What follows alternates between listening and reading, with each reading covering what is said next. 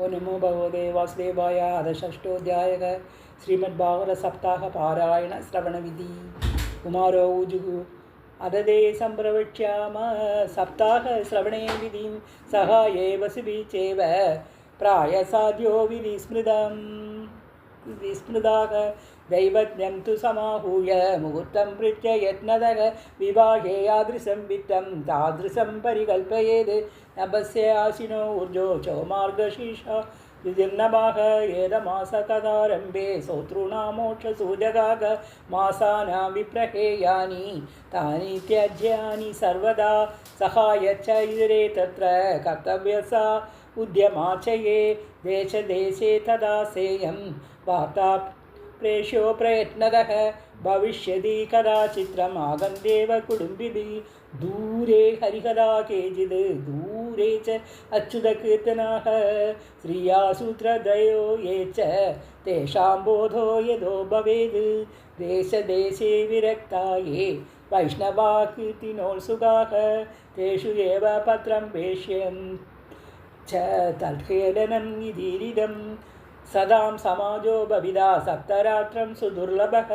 अपूर्वरसरूपेव कदाचात्र भविष्यति श्रीभागवतपीयूषपानाय रसलम्बडः भवन्तः च तदा शीघ्रम् आयाद प्रेम तत्पराग न अवकाश कदाचित् चेद्दिनमात्रं ददामि तु सर्वदा आगमनं कार्यं क्षणोत्रेव सुदुर्लभः एवम् अकारणं तेषां कर्तव्यं विनयेन च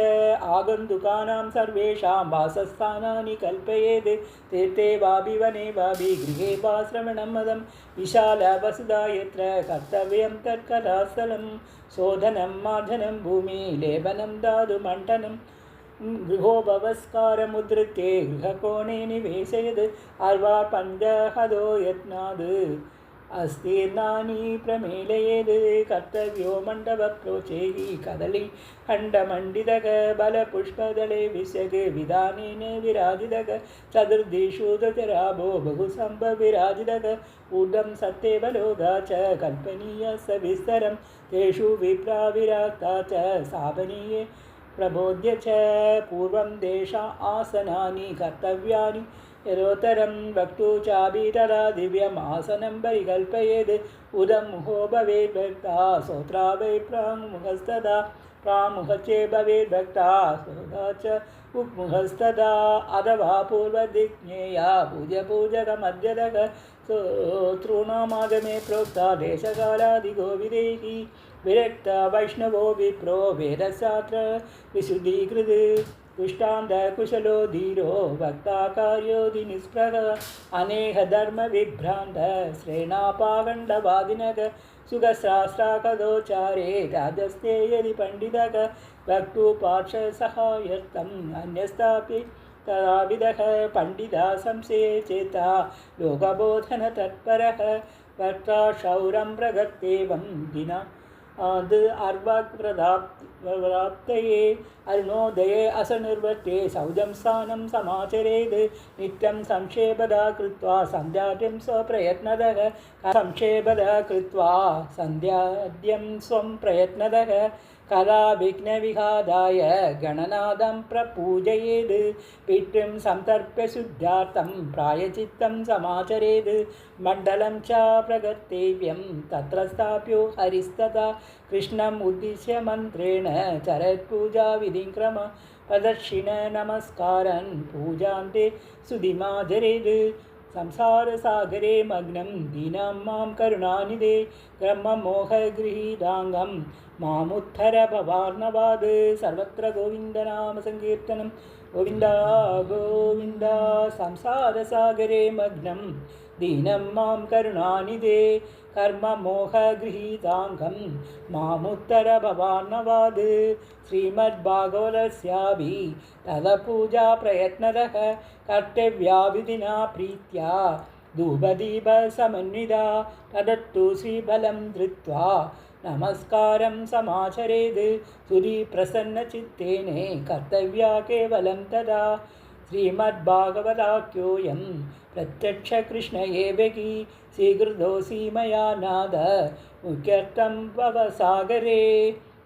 मनोरथो मदीयोऽयं सबलः सर्वदा त्वया निर्विघ्नेनैव कर्तव्यः दासोऽहं तव केशवा श्री सर्वत्र गोविन्दनाम संकीर्तनं गोविन्द गोविन्द श्रीमद्भागवताख्योऽयं प्रत्यक्षकृष्ण एव हि स्वीकृतोऽसि मया नादा मुख्यर्थं भवसागरे मनोरथो मदीयोऽयं सबलः सर्वदा त्वया निर्विघ्नेनैव कर्तव्यो दासोऽहं तव केशवा एवं दीनवद प्रोचे वक्तारं चादपूजयेत् सम्भूचे वस्त्रभूषाभिः पूजान्ते तं च संस्तवेद् सुखरूपप्रबोधश्च सर्वशास्त्रविशारदा एतत्कदा प्रकाशेन मदज्ञानं विनाशया सुखरूपप्रबोधश्च सर्वशास्त्रविशारदा एतत्कदा प्रकाशेन मदज्ञानं विनाशया तदग्रे नेम पश्चात् कर्तव्या श्रेयसे मुदा सप्तरात्रं यदा शक्त्या धरणीय स एव हि वर्णं पञ्चविप्राणं गदभङ्गनिवर्तये कर्तव्यं ते हरेर्जाप्यं द्वादशाक्षरविद्यया ब्राह्मणान् वैष्णवाचार्यान् तदा कीर्तनकारिणः नत्वा सम्पूज्य दत्ताज्ञा स्वयम् आसनम् आविशेद् लोकविद्याधनागार पुत्रचिन्तां विलस्य च कदचित्ता शुद्धमतिः सालभे बलम् उत्तमम् सूर्योदयम् आरम्भे सार्धत्रिप्रहरान्तकं वाजनीय कदा सम्य धीरकण्ठं सुधीमदा कदा विरामकर्तव्यो मध्यग्ने खडिकाद्वयम् तत्कदा मनुकार्यं वै कीर्तनं वैष्णवस्तदा मलमूत्राजयातं हि लघु आगारसुगावगा अविषेणे कर्तव्य हि एकवारं कदापि न उपेक्षे सप्तरात्रं वै शक्तिजे शृणुयात् तदा हृदपानं पयपानं कृत्वा वै शृणुया सुगं बलाहारेण वा भाव्यं येह भुक्तेन वा पुनः सुखसाध्यं भवेद्यत्तु कर्तव्यं श्रवणया तद् भोजनं तु वरं मन्ये कदा श्रवणकारकं न उपवासो वरप्रोक्ता कदा विघ्नकरो यदि सप्ताहवृदिनां पुंसान् नियमान् शृणु नारदा विष्णुदीक्षाविहीनानां नामधिकारकदा श्रवे ब्रह्मचर्यम् अदा सुक्ति